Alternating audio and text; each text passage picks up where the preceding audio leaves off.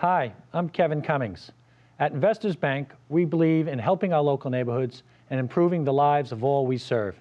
We're a different bank that makes a difference for our employees, clients, and communities.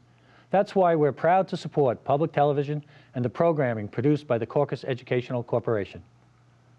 Funding for this edition of One-on-One with Steve Adubato has been provided by Investors Bank, the New Jersey Education Association, Verizon, QualCare Inc., a managed care company administering health plans that care about your health care, Johnson & Johnson, ShopRite Supermarkets, and by the New Jersey Office of the Insurance Fraud Prosecutor. Insurance fraud costs New Jersey families $1,300 a year. Promotional support provided by bestofnj.com, covering all New Jersey has to offer, and by New Jersey Family Magazine and njfamily.com.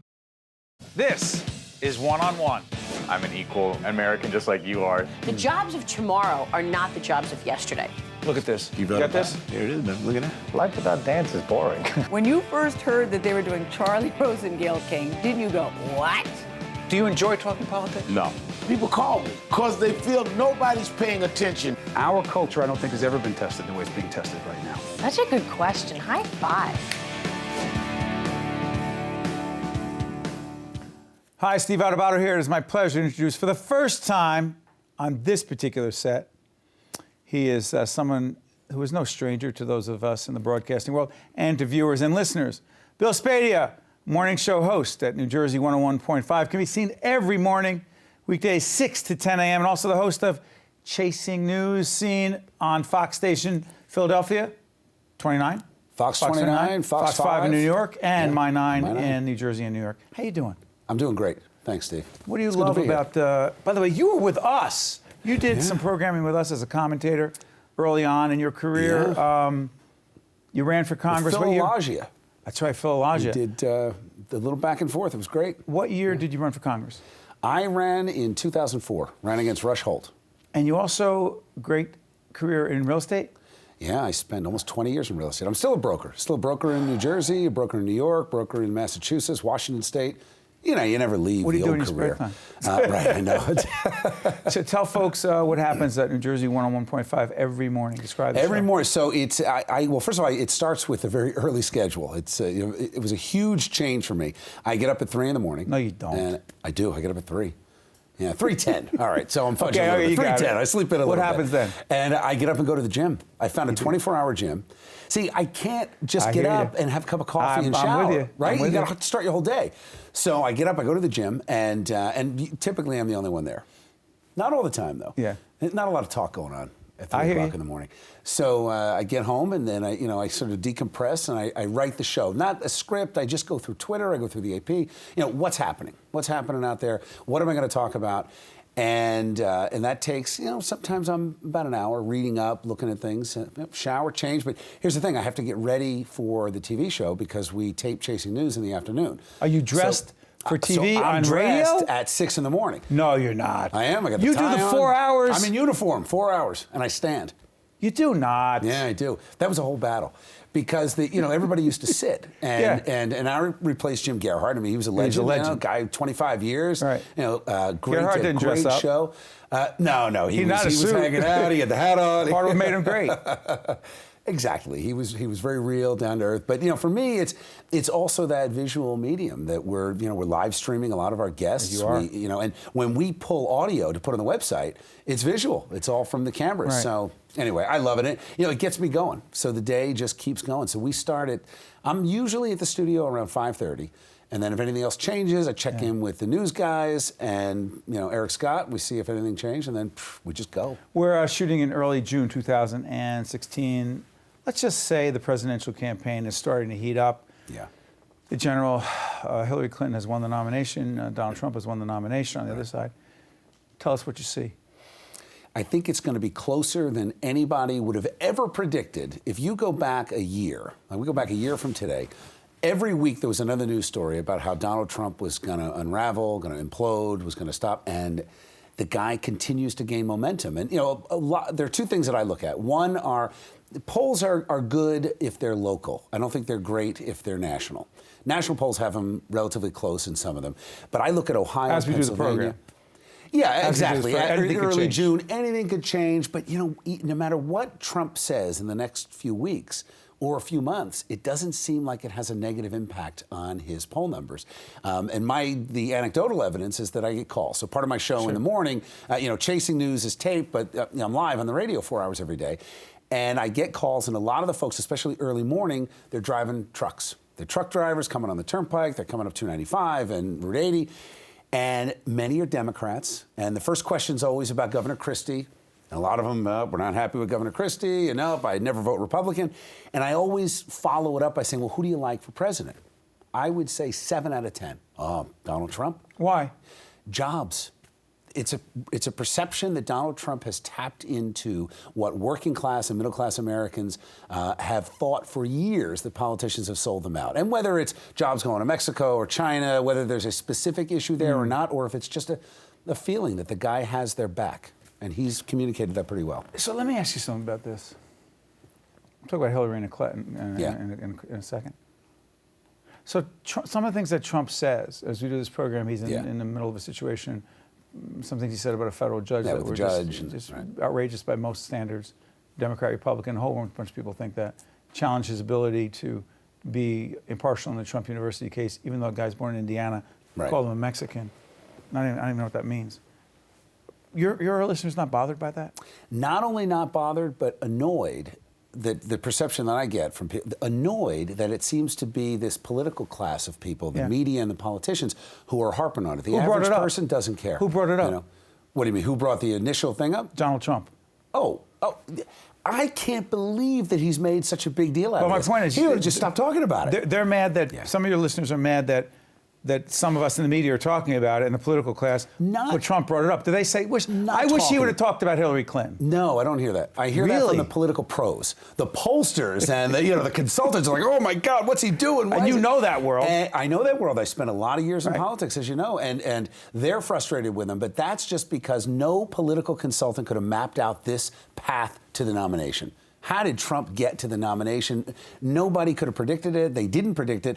And it goes against most of the models. He reminds me of George Costanza. There was a Seinfeld where George said, I'm going to just do the opposite. The opposite. That's it. So no matter what his people tell him, the advisors tell him to do the opposite. Do the opposite. And Hillary Clinton. And it's working. Working so far. Working so far. I think it's going to be close. If you look at and again, early polling, but the fact that this early, with all this controversy, you got Ohio, Pennsylvania, and Florida in play. I think even states like New Jersey and New York, and here's Hillary's problem. Her advantage is she's going to be able to come off and say, look, I'm measured. I'm not Donald Trump. I'm not going to fly off the handle. You know what you get. That's part of her problem, though. You know what you get. And the Democrats that I've talked to that have an issue voting for her, it's same old thing. They're tired of the same Can she excite people? I don't think so. And there are a couple different groups that I think she has trouble with. One is young people. She spoke at a college in New Jersey a few weeks ago. And, as I was telling you, the crowd was middle-aged donors. It wasn't young people. All the young people were on a bus somewhere to go see Bernie. Right? They were traveling out of state to go see Bernie. Here she is trying to give this speech. So that hurts her. Second group is I think she is going to underestimate, and the Democrats might underestimate, the power of the energy industry and the fact that these coal miners in West Virginia really flat out rejected her. When they did a question of Democrats after the West Virginia primary that Bernie won, 15% said they'd rather vote for Trump than Hillary. And Democrats. And on the other side, it was 8% said I'd vote for Hillary over Trump. So I think her negative impact on the Democrats is worse than Trump's impact on the Republicans. Before let's chat here, how much do you love talking about politics? I love it. You don't get bored with it? I really don't. This campaign's not going to bore you. This campaign, I'm and then you're going to move into 2017 New Jersey governor's race. Gubernatorial election. I can't wait. I finally figured out a way to get paid to just talk. And listen to people. I listen to people, and if you do have your ear to the ground, if you do listen to people, the voters are more educated than you think, because educated may be the wrong word. It's not formal education. It's life education. They're thinking about, how do I pay that car payment? Am I really going to be able to afford to get my kid to school? Can I make that next mortgage payment? That's what it's about. Bill, make sure 101.5 every morning, 6 to 10, Chasing News. Real quick, the app. tell everybody the app they can get you. NJ1015 has an app that you can download from iTunes and hear us anywhere. Anywhere. It doesn't matter where you are. Someone says, oh, the signal, forget it. It's got nothing to do with that. Yeah. You can get it anywhere. Get it anywhere. My daughter goes to school in London. Listens every once in a while. Believe me, nobody in my family watches or listens. That's a whole other story. We'll do a family show another time. Bill Spadea, all over the media. Good stuff. Keep up what you're doing. Thanks, Stay with us. One-on-one. We'll be right back right after this. Thank you, Bill. To see more one-on-one with Steve Adubato programs, visit us online at steveadubato.org. If you would like to express an opinion, email us at info@caucusnj.org. Find us on Facebook at facebook.com/Steve Adubato PhD and follow us on Twitter at Steve Adubato. We are now joined by Dr. Adam Jarrett, Executive Vice President for Medical Affairs, Chief Medical Officer at Holy Name Medical Center. Can we talk Zika virus? Absolutely. You know the subject well. By the way, named after this is Zika forest? In Uganda. In Uganda. First case, 1952? I think that's correct. See, I know that, but that's all I know. Right. The question is, what is it, and do you believe people are overreacting? It's concerning. I do think people can overreact if they're not being careful. What is it? So it's a flavivirus. It's a virus, the same virus that causes dengue fever, or a similar virus that causes dengue fever, yellow fever, and chikungunya. It's been around since the 1950s. It's been endemic in some of the countries, particularly in Africa and the Pacific Islands, but more recently it's become epidemic in Mexico, areas in South America, Central America, and the Caribbean. The virus in of itself is a self-limited virus, so if you get infected with the virus, you'll have low-grade fever, aches and pains, headache, conjunctivitis, red eyes, and it's self-limited. It typically goes away in 1 to 2 weeks. The likelihood of significant complications for an individual is very low. It only needs to be treated with symptomatic measures such as Tylenol. The concern is the impact on pregnant women. Let's talk about that. Okay. As we do this program, and we're taping in June, we'll date ourselves, but it's still important information. Savannah Guthrie over at the Today Show and other women who are very prominent. Savannah Guthrie decided that she would not be going to Brazil. And listen, we don't know what's going to be happening with the Olympics, but she decided she would not go over there. She's pregnant as we speak. Do you understand that decision? Well, it is the CDC guideline and recommendation, and I think it's actually a smart decision. We just don't know the likelihood of a Zika infection causing a congenital malformation. It might be low, it might be high. We don't have enough information for the baby. And that is called what?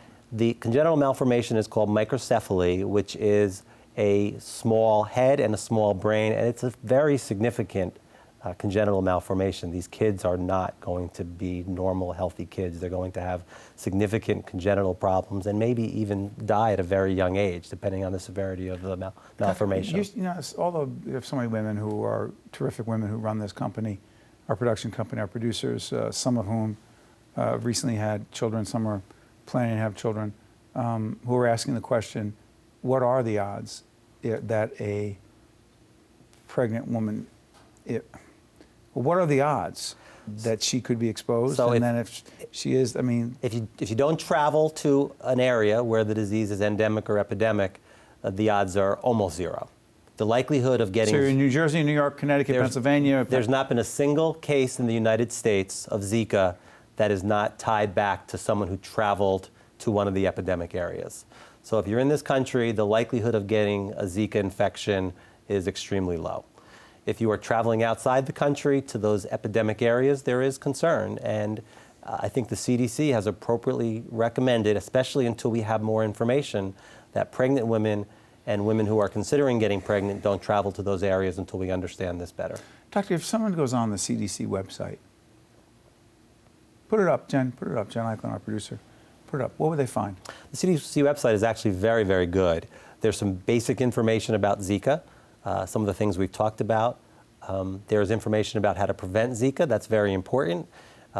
If you're going to travel, it's important to use the preventative measures. Insect repellents, DEET is probably the best one, appropriate clothing. What's it?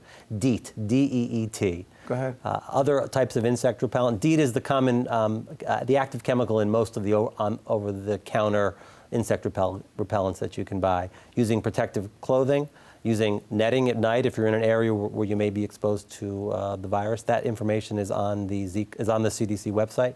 Also on the CDC website is countries where Zika is epidemic. So you can easily go to the website and see if the area where you're traveling is concerning. Is that evolving? It is evolving. I looked at it this morning in preparation for today, and I think it's up to over 40 countries. 40 countries. That have been impacted. So in preparation for the show, I also came across the information that, I don't know why I didn't realize this, but there is no vaccine. That is correct. They are working on the vaccine. Some of the things that Holy Name is doing potentially could help with that someday, although we're in the very early stages. I think, as you're aware, we have a sister hospital in Malo, Haiti. Yes. Haiti, an area where Zika is epidemic, which is a concern for the people of Haiti, and our hospital is helping those people to try to do what needs to be done to help them understand the disease and try to prevent infections and prevent the microcephaly. We actually have a relationship with a lab in Galveston, Texas, that's an affiliated CDC lab, and every patient who comes into our hospital who has fever is going to have blood work that's shipped up to that Galveston lab, so we can run tests on it for Zika and run tests for other flaviviruses, dengue, chikungunya, et cetera. And we can try to tie that back to how the patients in Haiti do, and to try to answer some of your questions about, if you have the virus, what's the likelihood that a pregnancy will relate to microcephaly? Before I let you out here, Doctor, I just want to be clear on something. Can the Zika virus be transmitted sexually? It can. It was recently discovered that Zika is present in male semen, and it actually is present in male semen for longer periods than it's present in the blood. Again, we don't know how long today, but if you're going to be sexually active and you're concerned that your partner has Zika, you need to be aware of that and be very careful. Wow. Important information. Yes. Some other things that Holy Name is doing to get that information out.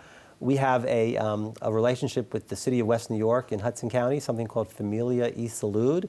We are partnered with the health department in West New York, and we are doing events with them to help improve the population's health in West New York. The first event includes an event in June, later in June, to educate the people in West New York about what they need to do with Zika. It's particularly important in West New York. It's a largely Hispanic population, and we're doing that in partnership with the U.S. Department of Health and Human Services and the Department of Health in West New York. Dr. Adam Jarrett, Executive Vice President for Medical Affairs and Chief Medical Officer at Holy Name Medical Center. Dr. Jarrett, thank you so much. Thank you. Stay with us. We'll be right back right after this. To see more one-on-one with Steve Adubato programs, visit us online at steveadubato.org. If you would like to express an opinion, email us at info@caucusnj.org. Find us on Facebook at facebook.com/Steve Adubato, PhD, and follow us on Twitter at Steve Adubato. We're here with our friend Julia Quinlan, and you're about to see a video in just a moment, but Julia and her husband fought a heck of a fight. It was 40 years ago that your daughter, Karen Ann Quinlan, was in a hospital, near death, but surviving, and you and your husband made a decision to do what? Because it was so difficult. She was in a persistent vegetative state, and we made a decision to, it was our own decision to ask to have her removed from what we considered extraordinary means, which was the respirator that we felt was just keeping her alive. And thankfully, we had a wonderful Supreme Court Justice, Richard J. Hughes, and the decision was unanimous that Joe became guardian of his daughter. So that was 40 years ago. Yeah. Well, you're about to see the video where Julia talks about that experience, a very powerful one. Chief Justice Richard Hughes, in an interview that we did on public broadcasting so many years ago, he told us about that. Our good friend Judge Paul Armstrong also was very involved in the case as well. It's this historic landmark case, the right really to die with dignity case. Take a look at Julia talking about it. She was a very vibrant child. She was very athletic. When this happened, as I said, I became aware, I think for the first time, the needs of other people. not only dying, but when they're seriously ill. And it left such an impression on me. And I just kept thinking, there must be a better way to care for the dying than the way that we're doing it now. I am Julia Quinlan, the co-founder of the Karen Ann Quinlan Hospice in memory of my beloved daughter, Karen Ann.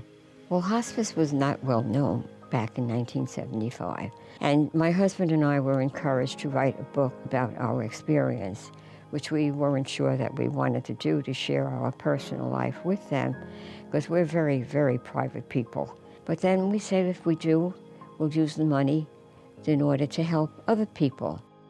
The organization, we started off small. If we had maybe 3 or 4 patients, we were very fortunate, because it was a new concept of care.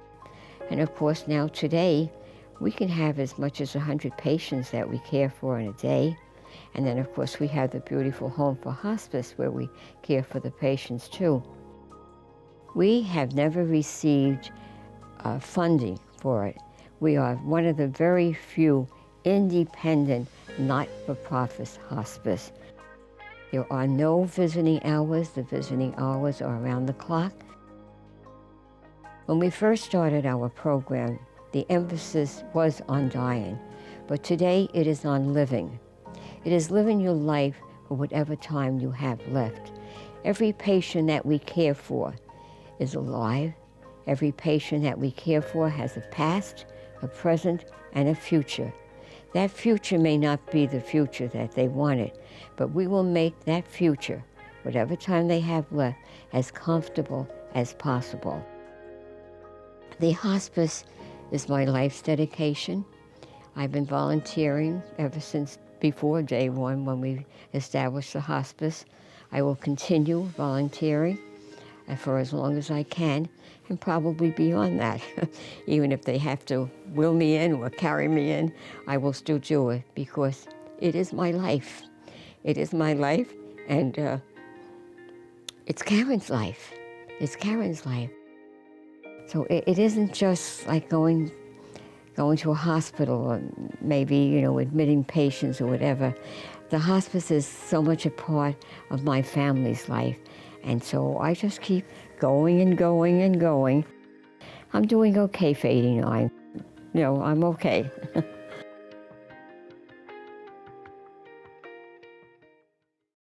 We're speaking, as you know, with Julia. Julia, let me ask you this. All the work that you've been doing, the hospice work, why is it so important to you? Mary Ellen put it so beautifully. That's my daughter. And someone did ask her that question. And she said, we don't have Karen. I don't have my sister, but we have the hospice in her memory. Every time we talk about hospice, we're talking about Karen. And the whole family is involved. Joe was involved right up to his death. It became my life's dedication, and I work day and night just to make it successful. I help to raise funds. I also raise my own funds by taking speaking engagements, and and whatever I receive. And I'm in the process of writing another book, so that would be dedicated to the hospice also. And you're one of the big winners today at the Russell Berrie Award for making a difference. Were you shocked? Yes, I was. I was fine, not nervous or anything, because I'm used to speaking. But when they eliminated the first 10 or 11, and I thought, oh no, I'm one of the 3. You were the $35,000 winner. $35,000 winner, yes. Mary Ellen and John have it spent already. Your son and your daughter have it spent already? Oh, this is great. What is the message you want to deliver to everybody watching right now when it comes to the question? Because you said it's really not just about death and how you die, but it's about how you live. Yes, it is. When we were going through all this, they kept calling it the right to die. And I always change that. It is the right to live your life up to the very end. When we take care of a patient that is dying, we don't concentrate on death. It is a living person who's had a past, a present, and a future. may not be the future that he or she would like, but he still has a future, whether it's a week or 2 weeks. We make that patient as comfortable as possible, and we celebrate his life up to the very end. Finally, what did it feel like to be recognized with all these other really wonderful people? They really were. I mean, I was just impressed by what they did. And, you know, some of it just seems so simple, and yet it's so important, and it's just wonderful. I'm so thankful that we are honoring people like that, to know that volunteerism is a very, very important part of life. And I'm glad that they recognize it. We have many volunteers in our hospice, and they are a very important part of our hospice. 89 years young, you just keep doing this, huh? I will do it until I, even beyond not doing it. But no, it's my life's dedication. When we formed this hospice, I made a promise that I would do, and Joe did too. It would become our dedication, and it has been. And it is my pleasure. I love what I'm doing. You keep your promises, and you make a big difference. Thank you very much, Julia. We appreciate it. Thank you, Steve. Really, I thank you so very much. It's been a wonderful, beautiful day. And to listen to the other honorees, it was just very rewarding to me to be part of one of them. Thank you. Thank you, Julia. One-on-One with Steve Adubato has been a production of the Caucus Educational Corporation, celebrating over 25 years of broadcast excellence. Funding for this edition of One-on-One with Steve Adubato has been provided by Investors Bank, the New Jersey Education Association, Verizon, Qualcare Inc., Johnson & Johnson, ShopRite Supermarkets, and by the New Jersey Office of the Insurance Fraud Prosecutor. Transportation provided by Airbrook Limousine, serving the metropolitan New York, New Jersey area.